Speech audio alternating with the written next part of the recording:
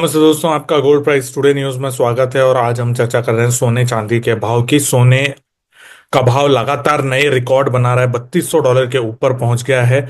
और एमसीएक्स में भी भाव लगातार नए रिकॉर्ड बनाकर 93,000 के ऊपर चला गया। साथ ही सराफा बाजार में 96,000 के आसपास सोने का भाव चल रहा है। और इस पर बात करने के लिए आज हमारे साथ केडिया कमोडिटी से अजय केडिया जी हैं। केडिया जी नमस्ते, स्वागत है। दोस्तों, अजय केडिया जी के साथ मिलकर हम लोग जो है जयपुर में 19 अप्रैल को इवेंट करने वाले हैं, बुलियन के मास्टर क्लास। अगर आप लोग इस मास्टर क्लास का हिस्सा बनना चाहते हैं तो ये जो सामने व्हाट्सएप नंबर दिया गया है, इस पे आप जयपुर हिंदी या इंग्लिश में लिख के भेज सकते हैं। सो अजय भाई, कैसे देख रहे हैं अभी सोने के भाव को? जिस ढंग से हमने देखा लिटरली, जो अपन ने लास्ट वीक किया था कि मुझे लग रहा था कि 150-200 डॉलर का करेक्शन आना था, तो 3200 से हमने 2980 का टारगेट रखा था, हुआ भी। लेकिन जो एकाएक टैरिफ को जो देखा, तो हमने पहली बार ऐसा देखा है कि एमसीएक्स पे 2-2 हजार रुपए की तेजी रोज आई है, और 3 सेशन के अंदर ही हमने करीबन 6 हजार रुपए की तेजी देख ली। तो चल तो गोल्ड ही रहा है अभी। सोने का भाव कितना हो सकता है, क्या आपकी रिपोर्ट कहती है? मैंने एक रिपोर्ट बनाई है, तो वो मैं आपको एक बार दिखा भी देता हूँ, और we can work it out on that, because see I hope my screen is visible. बिल्कुल जो आपने बोला, फैक्टर्स इंपॉर्टेंट है काफी, और अभी भी फैक्टर्स के ऊपर चल रहे हैं। तो हमने कुछ आकलन किया, और देखिए मार्केट में वॉलिटिलिटी इतनी ज्यादा है। 3-4 दिन पहले जब मैंने ये रिपोर्ट बनाई, तो भाव 90,000 के नीचे था। और अगर मैं 3 दिन की बात करूं, तो वो टाइम तक ऐसा था कि पूरे जनवरी में हमने 17-18% की तेजी एमसीएक्स में, 19% की तेजी गोल्ड में, इंटरनेशनल में देखी थी। और आज हम देख रहे हैं कि प्राइजेस जिस ढंग से रैली कर गए, और लिटरली जो 3 दिन के अंदर तेजी देखी है हमने, वो बहुत ही भयंकर तरीके से तेजी देखी है। डोमेस्टिक मार्केट पे क्लोजिंग कल जो आई है वो 93,745 पे आई है, जबकि हायर लेवल पे हमने ऑलमोस्ट प्राइजेस को 94 का लेवल क्रॉस करते हुए, टच करते हुए देखा। मोटा मोटी इंटरनेशनल में भी अगर हम फ्यूचर की अगर बात करें, तो प्राइजेस ने 3263 का लेवल, और स्पॉट भी अगर हम देखें तो 3245 का लेवल दिखा दिया। टेक्निकली देखें तो वो बहुत ही ज्यादा सीवियरली ओवरबॉट है। तो हम आ जाते हैं पहले फटाफट। तो ये अब तक का जो सिनेरियो रहा है वो बहुत ही अच्छा रहा है। यहाँ पे रिटर्न्स की बात करें तो अच्छे रिटर्न्स मिले हैं। अच्छा, क्वार्टर वाइज अगर हम देखें तो 1986 पहला साल था जहां पे क्वार्टरली हमने 23% का गेन देखा था, और 2025 का पहला क्वार्टर रहा है जिसमें हमने 18% से ज्यादा की तेजी देखी है। Financial year point of view से अगर मैं बात करता हूं वीर जी, तो पहला ऐसा साल रहा है जो 1980 के बाद 40% के लगभग की तेजी देखी है। तो मतलब इतनी भयंकर तरीके से तेजी इसलिए भी आई है, उसके 5-7 कारण है। पहला, जिस ढंग से हम देख रहे हैं कि गोल्ड के अंदर सबसे बड़ा सपोर्ट है टैरिफ को लेकर। उसके बाद जियो पॉलिटिकल चल रहा है, फेड क्या बोल रही है, ये सारे फैक्टर्स चल ही रहे हैं। लेकिन मुझे लगता है टैरिफ को लेकर जो चिंताएं है वो काफी प्रबल है। 3-4 चार्ट्स है जो आपको बताएगा लॉन्ग टर्म का व्यू। जैसे मैं बार बार मैं कहता हूँ, कमोडिटी की सुपर साइकिल चल रही है, वो अभी भी मुझे लग रही है। क्यों लग रही है? उसका सबसे बड़ा कारण है ये इंडेक्स आज भी 0.63 के करीब ट्रेड कर रहा है।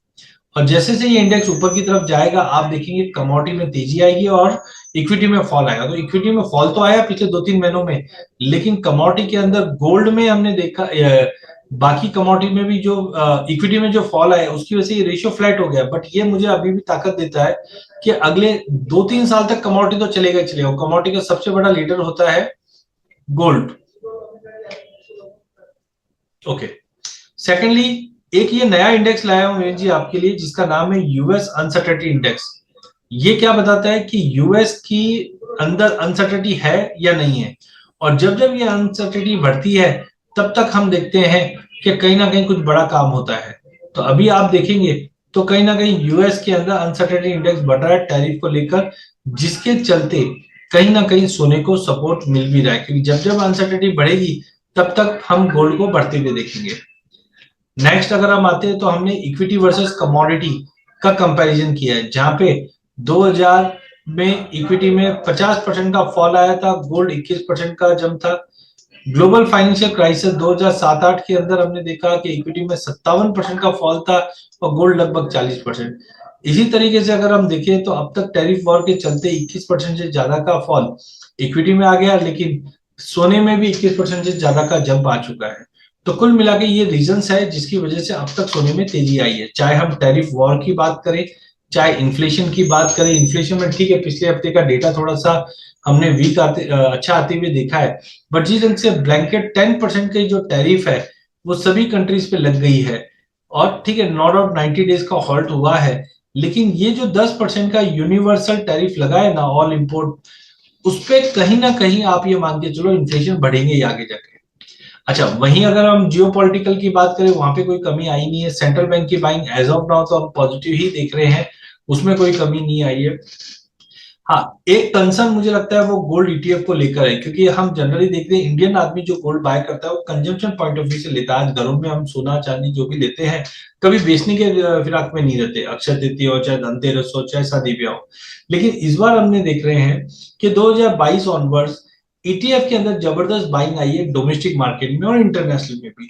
और जब भी ईटीएफ में बायर आते हैं तो वो रिटर्न्स के लिए आते हैं, और गोल्ड ने जिस ढंग से बेटर रिटर्न दिए हैं, मुझे लगता है कहीं ना कहीं एक प्रॉफिट बुकिंग बन सकती है। इसलिए ये एक पॉइंट है जहां पे मुझे लगता है आदमी को कॉशियस होना चाहिए। वहीं अगर डेट टू जीडीपी रेशियो देखें तो वो अभी भी एलिवेटेड है। इंटरसेट में हाँ, अब ये क्लैरिटी आ चुकी है कि कम से कम 4 रेट कट 5 रेट कट की पॉसिबिलिटी दिखाई दे रही है, और अगर रेट कट होगा तो कहीं ना कहीं हम देखते हैं सोने को सपोर्ट मिलेगा। इनफैक्ट लीज रेट में भी अगर हम बात करें तो अभी शार्पली ड्रॉप आया है, बट कुल मिलाकर लीज रेट भी एलिवेटेड है। चाहे हम कॉमेक्स में डिलीवरी प्रीमियम की बात करें, आप जानते ही हो यूएस में टैरिफ की वजह से ये पहले बाइंग हुई थी, और डी डॉलराइजेशन चल रहा है। तो ये सब कारण की वजह से हम देख रहे हैं मार्केट के अंदर कंटिन्यू तेजी जा रही है। अब टेक्निकल प्रोस्पेक्टिव से देखें तो एक कप एंड हैंडल फॉर्मेशन बना था, इसका ब्रेकआउट आया और इसका टारगेट था करीबन 3100 का, ये अचीव हो चुका है। बट इसको एक्स्ट्रापोलेट करता हूं तो मुझे लगता है प्राइजेस 3520 तक का मैक्सिमम टारगेट एक बार दिखा सकता है।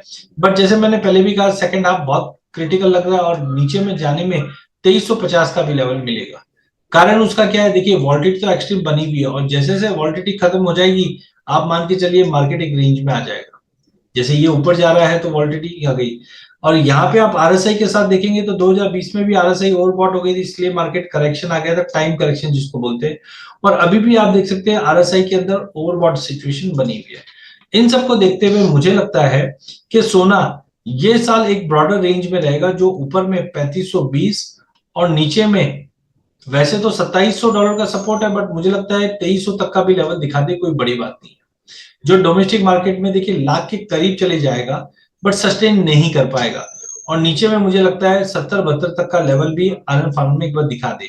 तो कुल मिला के ये साल जो होने वाला है ये बहुत ही विकट साल रहेगा, और बहुत ही वॉलेटिलिटी वाला साल रहेगा वीरेंद्र जी, क्योंकि अब तक हमने ये देखा है कि मोमेंटम बहुत ही स्ट्रांग रहा है।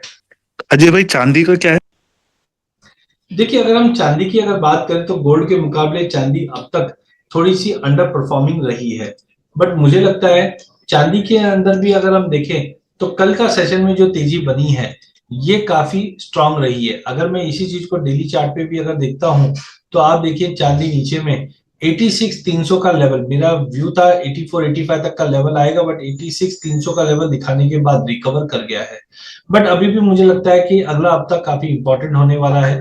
हो सकता है प्राइजेस में थोड़ी बहुत और तेजी बन जाए, जो वापस 97-98 के जोन में चले जाए। इससे ज्यादा तेजी इसलिए नहीं लग रही क्योंकि गोल्ड सिल्वर रेशियो इस वक्त 100 के ऊपर है, और जब तक ये 98 के नीचे नहीं आता हाई पॉसिबिलिटी है चांदी में थोड़ा ठहराव रहे, क्योंकि टैरिफ वॉर का जो कंसर्न्स रहेगा वो चांदी और बेस मेटल को इम्पैक्ट देगा।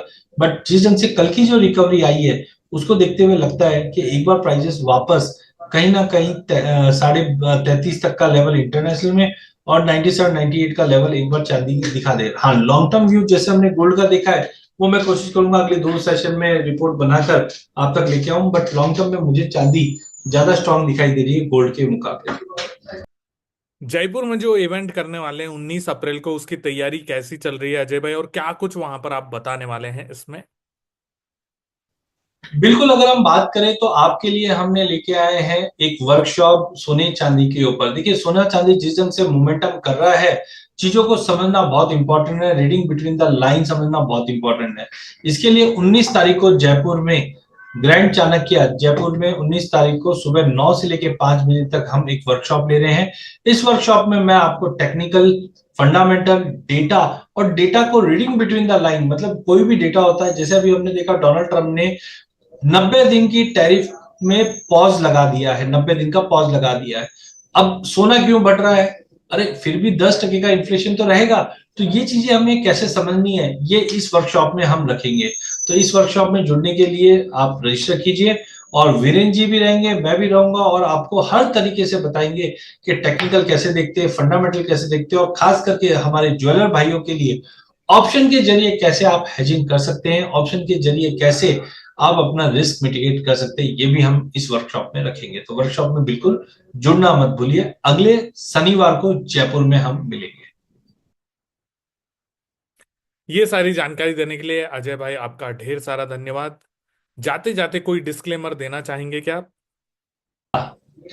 देखिए वीरेंद्र जी, आज हमने जो सोने चांदी के फ्यूचर्स की बात की है, तो उसमें मेरी कोई पोजीशन नहीं है, मेरे क्लाइंटों की जरूर हो सकती है, पर ध्यान रखिए मार्केट में सीवियर वॉलिटिलिटी होने की वजह से आप जो भी डिसीजन लेंगे अपने फाइनेंशियल एक्सपर्ट से बात करके लेंगे। बिना स्टॉप लॉस के कोई ट्रेड मत कीजिए, क्योंकि एक्सट्रीम वॉलिटिलिटी अगले हफ्ते में भी हम आते हुए देखेंगे। धन्यवाद। दोस्तों, मैं आपको यहाँ पर बता दूं कि ये वीडियो हमने जानकारी के पर्पज से बनाया है, और अगर आप किसी भी प्रकार की सोने चांदी की खरीद बिक्री करते हैं तो अपने वित्तीय सलाहकार की राय से ही काम करिएगा। Thank you so much. धन्यवाद।